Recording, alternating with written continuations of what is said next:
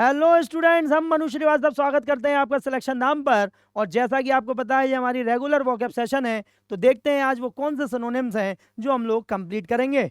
तो चलिए फिर शुरू करते हैं। इंडिस्पेंसिबल, इंडिस्पेंसिबल का मतलब क्या होता है भाई? बहुत जरूरी, जो अनिवार्य हो, जिसके बिना रहा ना जाए, वही है इंडिस्पेंसिबल। तो डिस्ट्रक्टिव, इंपेरेटिव, ड्रास्टिक या इनवेरिएबल, तो इसमें इंपेरेटिव जो वर्ड है वो बिल्कुल सही है। इंपेरेटिव आप देख सकते हैं, इंपेरेटिव वहां पर है, ठीक है। एब्सोल्युटली नेसेसरी और वाइटल इंपॉर्टेंस, अनिवार्य या अति आवश्यक जिसे हम बोलते हैं, उसके लिए ये वर्ड आ जाएगा। उसके बाद है indispensable, essential, crucial, absolutely necessary, ठीक है। उसके बाद है destructive, disastrous, devastating, causing harm और डैमेज और डिस्ट्रक्शन, विनाशकारी। उसके बाद है ड्रास्टिक, सीरियस, रेडिकल, ठीक है। तो एक्सट्रीमली सीवियर और extreme, measures taken for significant change, कठोर जिसे हम बोलते हैं, ठीक है। और उसके बाद फिर नेक्स्ट है इनवेरिएबल या कांस्टेंट, चेंजलेस जिसे हम बोलते हैं कांस्टेंट एंड अनचेंजिंग, अचल या स्थिर, ठीक। तो चलिए जल्दी से आप इसे नोट डाउन कर लीजिए और हम लोग बढ़ते हैं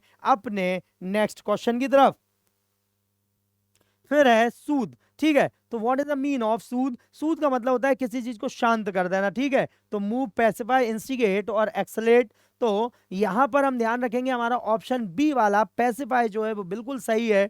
पैसिफाई, तो आप देख सकते हैं पैसिफाई के लिए कि यहां पर पैसिफाई के लिए है टू काम और रिस्टोर पीस, किसी चीज को शांत कर देना, उसके लिए आ जाएगा सूद। सबड्यू और अपीज, तो टू प्रोवाइड कंफर्ट और relief to someone in distress, पीड़ा कम करना, शांत करना। मूव, मूव के लिए आ जाएगा विगल, इवैक्यूएट और affect, to change one's position, location और इमोशनल स्टेट, स्थिति बदलना। उसके बाद इंस्टिगेट, इंसाइट और एजिटेट, टू प्रोवोक और इन, है ना, initiate, often causing trouble. Instigate का मतलब होता है भड़काना किसी चीज को, तो उत्तेजित करना या उकसाना, ठीक है। उसके बाद है एक्सकलेट, तो एक्सलेटर आपने देखा होगा गाड़ी में, तो उसका मतलब है किसी चीज को बढ़ाना, गति बढ़ा देना। तो एक्सपेंड करना, रेस करना, टू इंक्रीज इन इंटेंसिटी और severity, specially in a conflict और प्रॉब्लम, तो इसे बोलते हैं हम तीव्र करना। क्या बोलते हैं? तीव्र करना, ठीक है। तो इसे आप ध्यान रखें, जल्दी से इन्हें नोट डाउन कर लीजिए, आपको ये बहुत काम आने वाली है आपके एग्जाम में।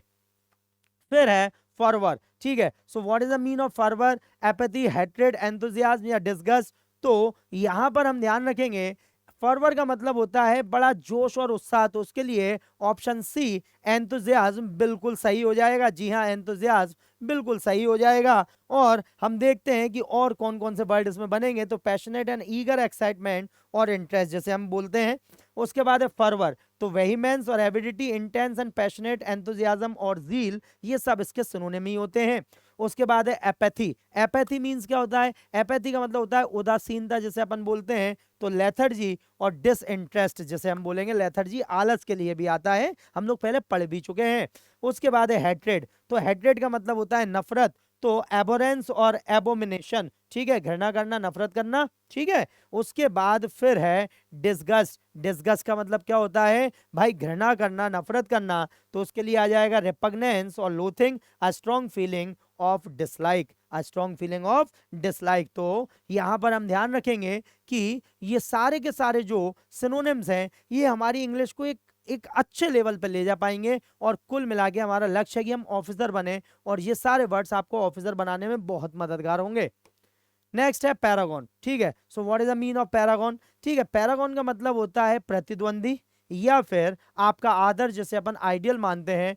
तो ट्रांजिएंट, एपिटोम, एसोसिएट और ग्रम्पी। तो यहाँ पर एक वर्ड है एपिटोम। एपिटोम का मतलब होता है प्रतीक या एग्जाम्पल जिसे हम बोलते हैं, ठीक है। कहते हैं ना भाई आप तो हमारे आदर्श हैं, हम आप जैसा ही बनना चाहते हैं, ठीक है। तो यहाँ पर हो जाएगा एपिटोम। क्या हो जाएगा? एपिटोम। तो अ परफेक्ट रिप्रेजेंटेशन और आइडियल एग्जाम्पल ऑफ समथिंग, प्रतीक या संक्षेप जिसे हम बोलते हैं, ठीक है। पैरागन, इनकारनेशन और ideal, a model of excellence और परफेक्शन जिसे हम कहेंगे। नेक्स्ट है ट्रांसिएंट। ट्रांसिएंट का क्या मतलब आता है? तो भाई ट्रांसिएंट का मतलब होता है क्षणिक, ठीक है। क्या होगा? क्षणिक। तो एवानेंस और फ्लीटिंग, इसके लिए वर्ड आ जाएगा टेम्पोरेरी और fleeting, a person passing through temporarily, ठीक है। तो इसे आप ध्यान रखेंगे। एवानेसेंट जो है, ये वर्ड इंपॉर्टेंट है, इसकी स्पेलिंग भी आपसे कई बार पूछी जाती है। तो एवानेसेंट जो है इसे आप याद रखें स्पेशली। उसके बाद है एसोसिएट। तो एसोसिएट का मतलब होता है भाई साथ में संबंधित, तो उसके लिए आ जाएगा कनेक्ट या लिंक, टू कनेक्ट और link one thing with another, इसके लिए आएगा। उसके बाद है ग्रम्पी, तो ग्रम्पी का मतलब होता है चिड़चिड़ा, इरिटेट जिसे हम बोलते हैं, तो इरिटेबल और चर्लिश, इजीली इरिटेटेड और इन बैड मूड। ठीक, तो ये आप ध्यान रखें, अच्छे से ध्यान रखें, ये सारे के सारे वर्ड्स बहुत ज्यादा इंपॉर्टेंट हैं।